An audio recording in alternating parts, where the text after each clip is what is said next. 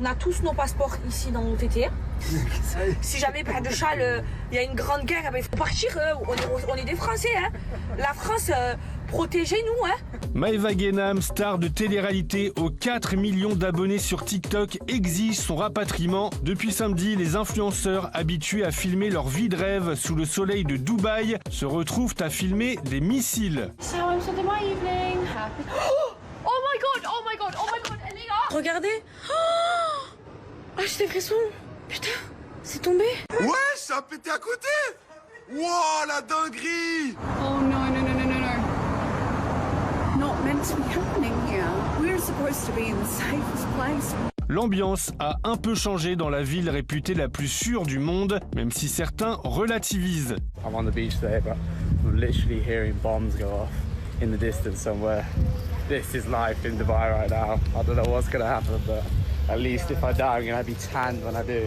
Et dans certaines soirées, les frappes iraniennes sont quasi devenues un show pyrotechnique, comme ici avec ce DJ imperturbable.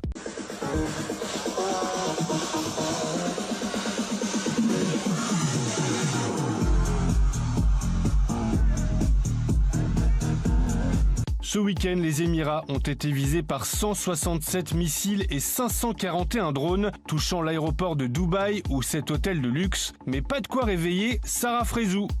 La vérité, je viens de me réveiller, ma vie c'est un film.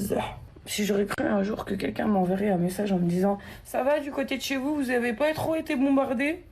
En tout cas, moi j'ai toujours rien entendu. Franchement, je regarde dehors, tout va bien. On va aller faire des courses quand même. Plusieurs influenceurs ont semblé minimiser les événements. Alors tout se passe bien, c'est des débris de missiles, y a rien. Ils prennent pas parti les Émirats. La totalité des missiles qui visaient le pays ont tous été mis hors de portée, donc ça fait vraiment plaisir. Ça nous montre juste que Dubaï est préparé, que Dubaï reste safe et que Dubaï a une des meilleures défenses du monde entier, anti-missiles et anti-drones. Un discours qui colle avec celui des autorités locales qui ont menacé de poursuite toute personne relayant des infos ou des vidéos sur les réseaux. Sauf que demander à des gens qui passent leur vie à filmer de ne plus filmer, c'est pas facile. On a vu les missiles passer au-dessus de nos têtes. Voilà, je suis pas bien là.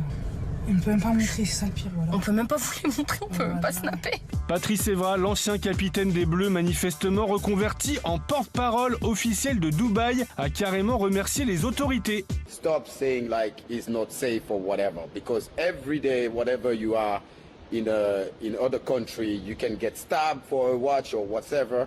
Yes, it is the war, but I feel safe because I trust the government. So Dubai, thank you very much. Alors ils sont pas tous aussi confiants. Des influenceurs ont voulu rentrer en France, mais l'espace aérien est fermé jusqu'à nouvel ordre. Zéro vol, il y a zéro vol les gars. Situation d'urgence, wesh. Mais non, moi j'ai rien à faire, moi j'ai air avec les guerres, moi, putain.